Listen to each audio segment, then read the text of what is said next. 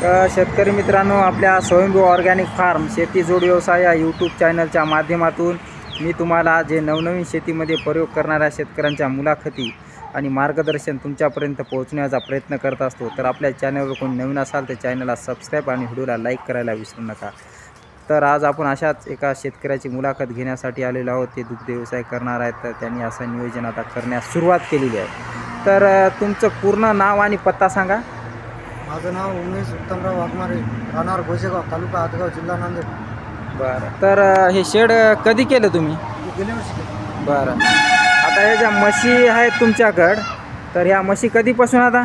हे जवळपास आज 5-7 वर्षापासून। 5-7 वर्षापासून, म्हणजे तुमचा आपला पारंपरिक दूध व्यवसाय आहे। दूध व्यवसाय। बरं, तर शेतीच्या सोबत दूध व्यवसाय।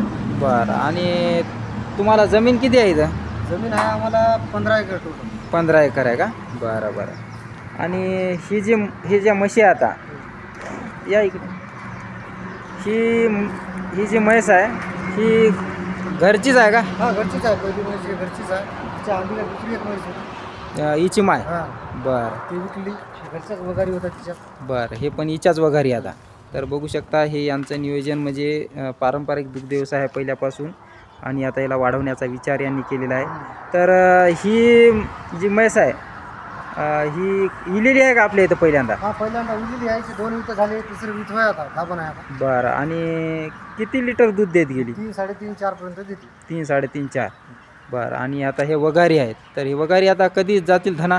हे एक वगार गेलेली आहे, 3 महिने झाले ती गेली नाही। बरं, ही गेलेली आहे का? गेलेली आहे। बरं, आणि मग याला चारा नियोजन कसं करता सकाळपासून? सारा गजरा आहे, कुटार आहे आपलं सोयाबीनचं। बरं, हरभऱ्याचं कुटार ठेवतो आम्ही। असं का?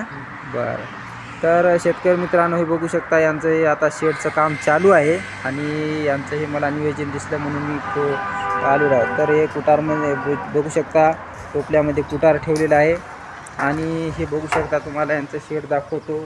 आणि सोबत हे बघू शकता, कुक्कुटपालनाचं पण यांनी नियोजन लावलेलं आहे, त्यामधून आपल्याला घरी खाण्यासाठी आणि विक्री पण याच्यामधून होऊ शकते। तर या शेडला किती खर्च आला असेल?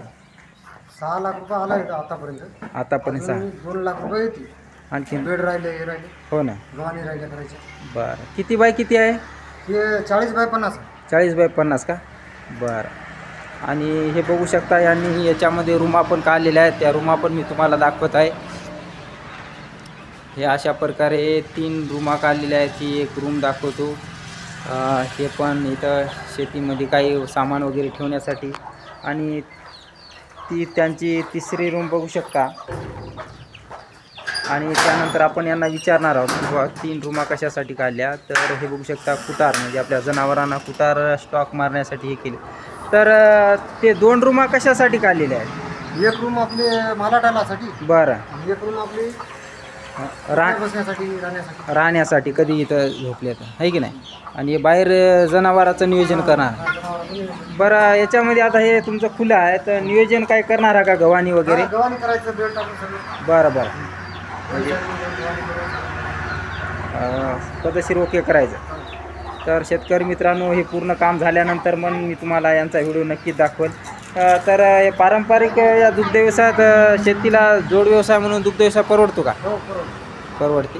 बरं बरं, आणि यांना काय तुम्ही गजरा आणि गजरा, कुटार, बरं, काय आपलं धुऱ्या वावरातलं गवत निघालेलं आहे ते। बरं, तर बघू शकता शेतकरी मित्रांचा पारंपरिक दुग्ध व्यवसाय आहे, आणि तो असा यशस्वीरित्या त्यांनी आणखीन मोठा करण्याचा, इथं गव्हाणी करण्याचा पण यांचा विचार आहे। तर नक्कीच आपल्या चॅनलवर नवीन असाल तर चॅनलला सबस्क्राईब, व्हिडिओला लाईक करा। जय जवान, जय किसान।